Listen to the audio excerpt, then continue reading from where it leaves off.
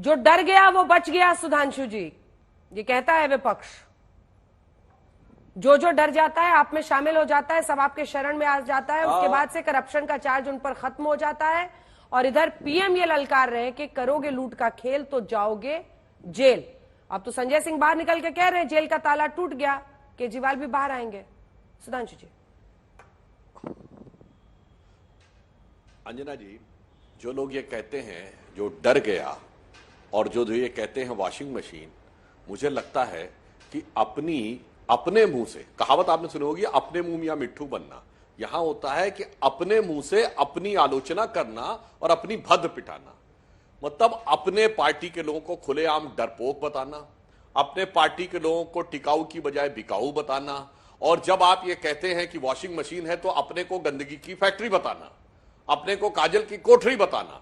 मतलब मुझे लगता है इससे ज्यादा गजब का उदाहरण आपको भारत के इतिहास में नहीं मिलेगा। मेरे भाई, बोलते समय तो ध्यान कर लिया करो कि जिसे कहते हैं ना Newton's law of reaction, action का रिएक्शन, जो न्यूटन्स और आइंस्टीन थ्योरी ऑफ रिलेटिविटी की, जब रिलेटिविटी में आप उधर बोल रहे हैं तो इधर क्या हो रहा है। और मजे की बात है अंजना जी, स्टैंड ये चेंज करते, हम नहीं चेंज करते। इन सबके हमने विपक्ष में रहते हुए आरोप लगाया था और हमने किसी से आरोप विड्रॉ नहीं किए। इन्होंने सत्ता में रहते हुए कहा था कि ऐसा कुछ भी नहीं हुआ है, और आज आकर कहते हैं नहीं ऐसा हुआ था और हमने भ्रष्टाचार किया था और बड़ा भारी भ्रष्टाचार किया था और सारे भ्रष्टाचारी भाजपा में चले गए। अभी संजय सिंह बोल रहे थे, मतलब अपने भ्रष्टाचारी मान रहे हैं क्या? वो अपने इंडी गठबंधन के सहयोगियों को भ्रष्टाचारी मान रहे हैं क्या? अब मैं तो दूसरा यथार्थ बताता हूं।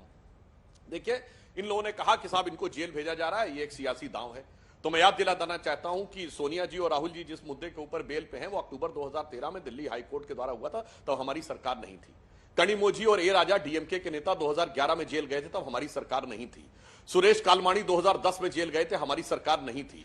2007 में मुलायम सिंह यादव जी के ऊपर डिस्प्रोपोर्शनेट एसेट का केस दर्ज हुआ था, कोर्ट कचहरी के चक्कर काटे थे, हमारी सरकार नहीं थी। शिबू सोरेन 2006 में जेल गए थे, हमारी सरकार नहीं थी। 2000 में करुणानिधि जेल गए, 97 में लालू प्रसाद यादव जेल गए, 96 में जयललिता जेल गई, 94 में झारखंड मुक्ति मोर्चा रिश्वत कांड हुआ, 1987 में बोफोर्स कांड आया, 1990 में एफआईआर हुई राजीव गांधी के खिलाफ। क्या बात करते हैं भाई, 3 पीढ़ी से जेल से अंदर बाहर आने जाने का खेल चल रहा है और आज आकर ये समझते हैं कि जनता को ये भरमाने में सफल हो जाएंगे। मोदी जी ने बिल्कुल सही कहा है, जो भ्रष्टाचार करेगा उसको उसका परिणाम भुगतना पड़ेगा। इसलिए मैं विनम्रता से कहता हूं, जब हम लोग स्कूल में पढ़ते थे उस जमाने से अब हम लोग मेच्योर एज में आ गए। एक ऐसे 2 वर्ष बता दें हमारे विरोधी, जब इन पार्टियों के नेताओं ने भ्रष्टाचार के आरोप में कोर्ट कचहरी और जांच एजेंसी के चक्कर न काटे। आम आदमी पार्टी छोड़ के वो 2013 में बनी है, मगर आम आदमी पार्टी भी एक लाइन, आम आदमी केजरीवाल जी पहली बार तिहाड़ नहीं गए अंजना जी। 2012 में अन्ना हजारे को जेल में डाल दिया गया था